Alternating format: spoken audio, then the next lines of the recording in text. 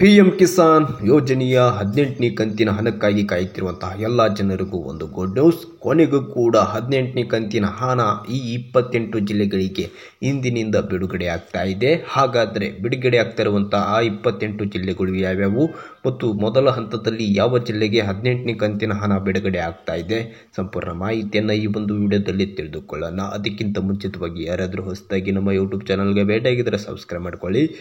ತುಂಬ ದಿನದಿಂದ ಕಾಯ್ತಿದ್ದಂತಹ ಎಲ್ಲ ಜನರು ಕೂಡ 18ನೇ ಕಂತಿನ ಹಣ ಯಾವಾಗ ಜಮಾ ಆಗ್ತಾ ಇದೆ ಅಂತ ಇವಾಗ ಕೊನೆಗೂ ಕೂಡ 18ನೇ ಕಂತಿನ ಹಣವನ್ನು ಇವಾಗ ಬಿಡುಗಡೆ ಮಾಡ್ತಾ ಇದೆ. ಬರೋಬ್ಬರಿ ನಿಮಗೆ 4,000 ರೂಪಾಯಿ ಅನ್ನುವಂಥದ್ದು 18ನೇ ಕಂತಿನ ಹಣವನ್ನು ಬಿಡುಗಡೆ ಮಾಡ್ತಾ ಇರುವಂಥದ್ದು.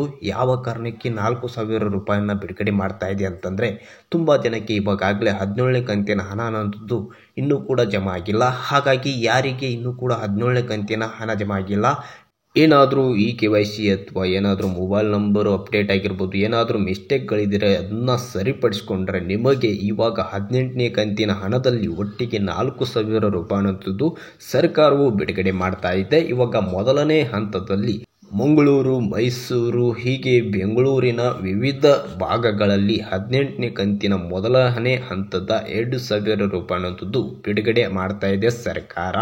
ಇನ್ನು ವಿವಿಧ ಜಿಲ್ಲೆಗಳಿಗೂ ಕೂಡ ಹಾಗೆ ಮುಂದುವರೆಯಲಿದೆ. ನಿಮ್ಮ ಒಂದು 18ನೇ ಕಂತಿನ ಹಣ ಅನ್ನೋಂಥದ್ದು ನಿಮ್ಮ ಬ್ಯಾಂಕ್ ಖಾತೆಗೆ ಜಮಾ ಮಾಡ್ತಾ ಇದೆ ಅಂತಲೇ ಹೇಳ್ಬೋದು ಸರ್ಕಾರ.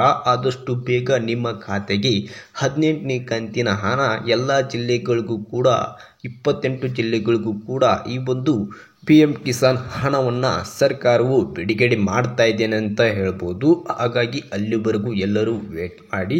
ಸದ್ಯಕ್ಕೆ 18ನೇ ಕಂತಿನ ಹಣವನ್ನು ಸರ್ಕಾರವು ಬಿಡುಗಡೆ ಮಾಡ್ತಾ ಇದ್ದೇನೆ ಅಂತ ಹೇಳ್ಬೋದು.